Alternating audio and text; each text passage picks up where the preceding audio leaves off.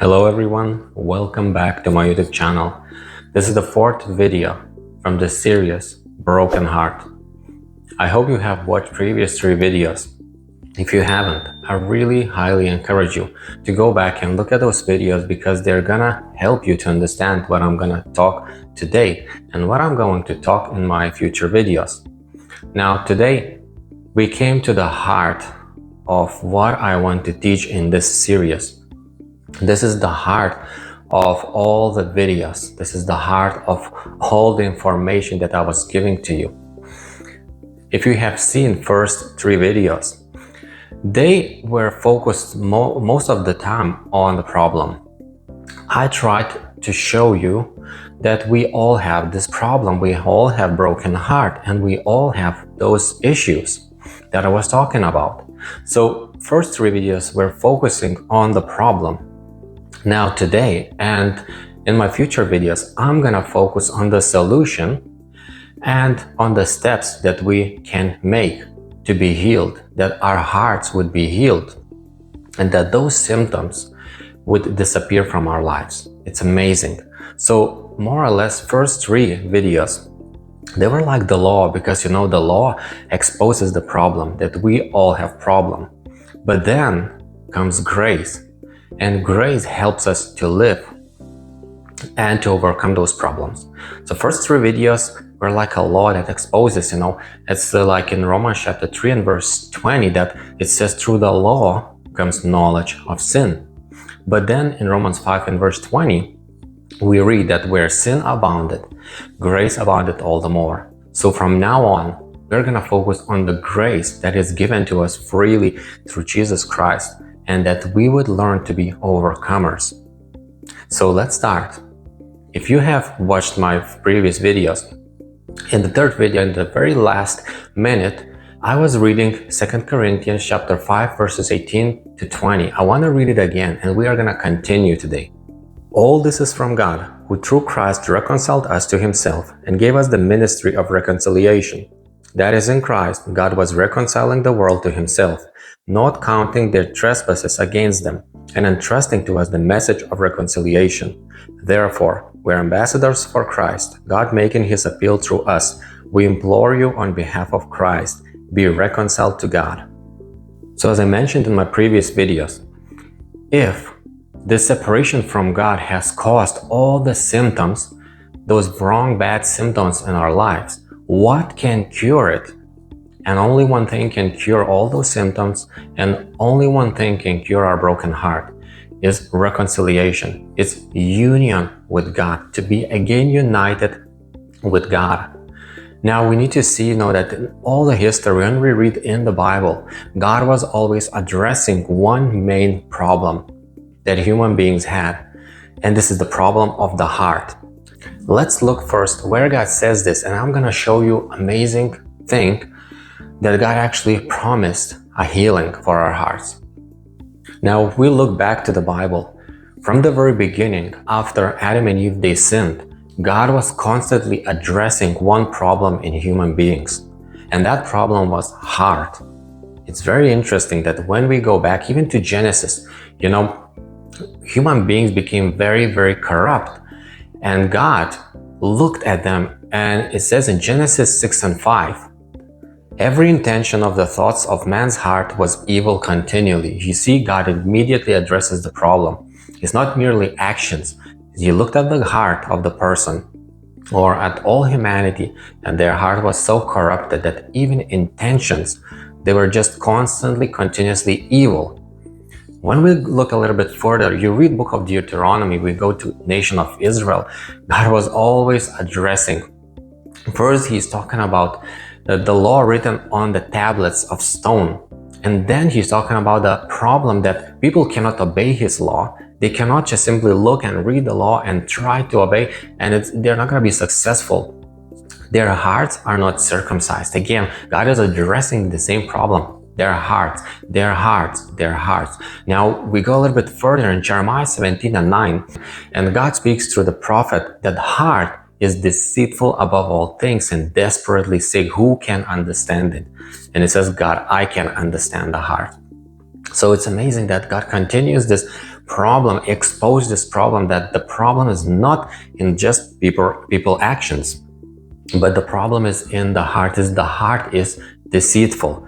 Even when we come to the New Testament in Mark chapter 7 and verses 21 to 23, Jesus is talking as well about the issue of the heart. He says that out of the heart comes all the lust, all the murder, all the evil things. They come from the heart. It's again, he is not merely addressing actions, he is addressing the heart issue.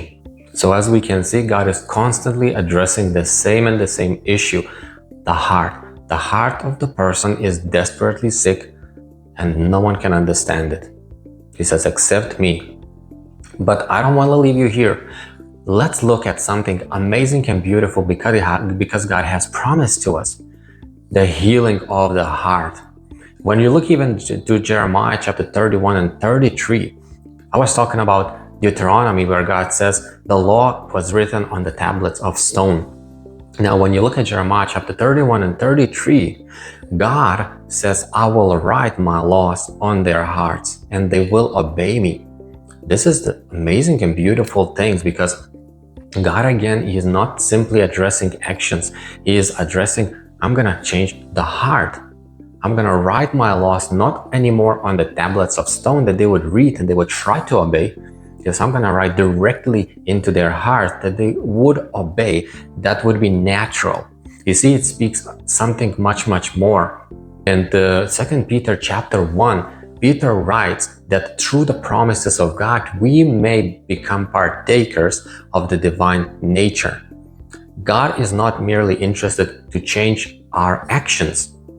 He is interested to change our nature, that we would become heirs of his nature. Now, please understand, I'm not talking about that we become gods. No, but look what Peter says. He says that we might become partakers of his divine nature, that we would partake of who God is, that we would partake of his love, kindness, grace, mercy, all those qualities, that we would simply be as children who imitate their father. That's what God wants.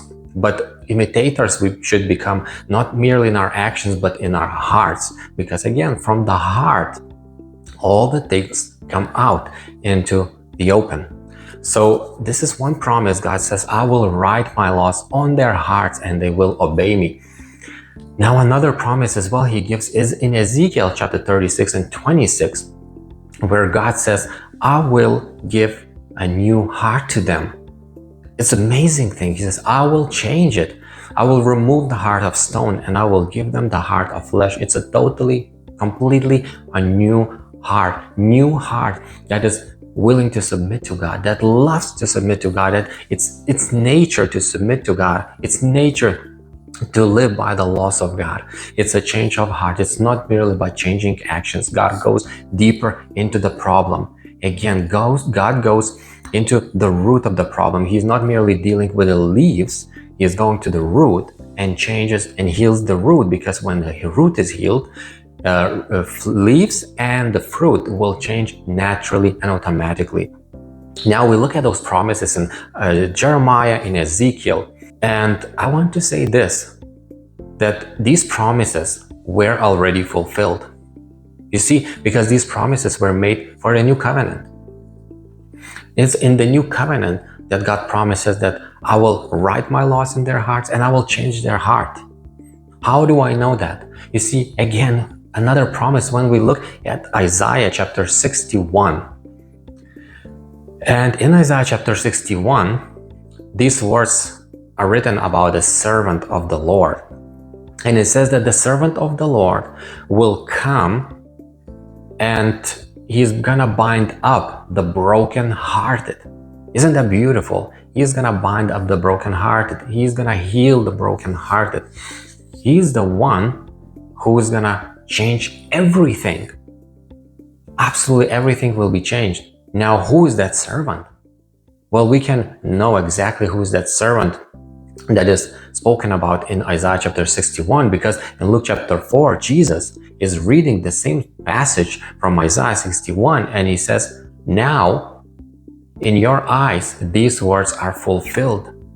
So Jesus says, I'm the one who came to fulfill the scripture. I'm the one who came to fulfill, to give you peace, to open the doors of the prison, to give you freedom, and to heal the brokenhearted. So it's only through Jesus Christ. He is the one who brought healing into our lives, to our hearts.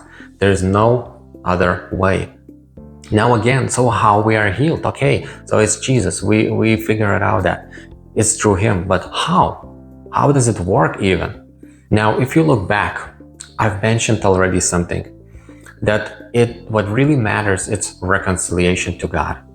That through Jesus Christ, we are reconciled to God. If separation caused brokenheartedness and all those symptoms that I mentioned in my previous videos, the only thing that can heal our hearts is reconciliation and union. And actually, through Jesus Christ, we are reconciled to God. We are brought back to God. This is the whole key. Why Jesus had to come into this world, to suffer, to die, because that was the only way to reconcile us to the Father. When we talk usually about sacrifice of Jesus and what he has done, we speak about righteousness, we speak about forgiveness, and yes, these things are included, but they are not the goal. Why we need to be made right again, why we need to be forgiven in order to be reconciled to the Father, that we would be united again to him. Jesus suffered and died that he would bring us back to God. Look at 1 Peter chapter 3 and verse 18. It says, "For Christ also suffered once for sins, the righteous for the unrighteous, that he might bring us to God, being put to death in the flesh, but made alive in the spirit." So you see, Peter says that Jesus had to suffer, not merely to give us forgiveness or to make us right with God. These are the steps, but the key is to bring us back to God. Because Peter knew that's the only way, and that's the only thing what we need. That we need to be brought back to God the Father. We need to be reconciled to him because he is the source of everything. If we are cut off from the source, we cannot give any fruit, we cannot do anything. But when we are brought back to God, that's the key. Through Jesus Christ, you are actually brought back to God. You are all right with God. You are with him. He is with you. He is not against you anymore. This changes everything. This changes our perspective, how we live, how we walk, how we breathe, how we deal with situations, how we deal with other people. This changes everything. This changes everything, how we communicate to God. We don't need to communicate to him and prove something, strive. No, I can just talk to him. Why? Because I'm brought back to him. I'm reconciled to him. I'm right with him. I don't need to prove anything. I don't need to show that I'm good enough, I'm doing enough, that I improved or something. No, he knows everything about me. I'm brought back to him. I'm at peace with God. You remember the verse that I mentioned in previous videos. Romans 5:1. Therefore we have sinned, therefore we have been justified by faith. We have peace with God through our Lord Jesus Christ. Just sit down and imagine, what does it mean to have actual peace with God? That would change a lot of things that we do.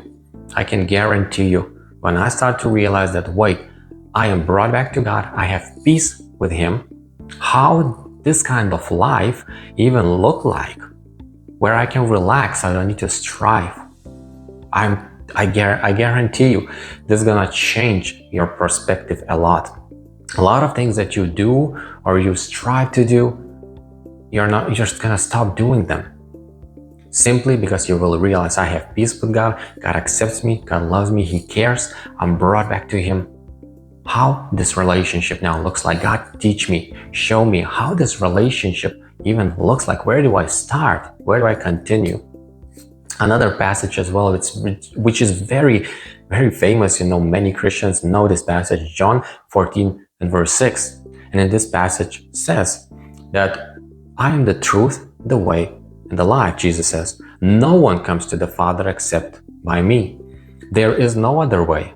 Your works will not bring you to God even closer. You can't come closer to God by your works, by what you do. God does not accept you more because you do and you work and you strive and you serve and you read and pray. No, God accepts you only on one basis, Jesus Christ. He says no one can come to the Father except by me. That's the only way and the only reason. And I tell you, if you would sit down and think simply how I'm approaching God, you would see a lot of striving, you would see a lot of effort. Kind of, I need to prove myself that I got better in the last week, in the last month, I got better. I can show myself, I can present myself before God as a little bit better. No. The only basis that you come to God and you come right into His presence through Jesus Christ. There is no other way. Don't even try, because it's not gonna work.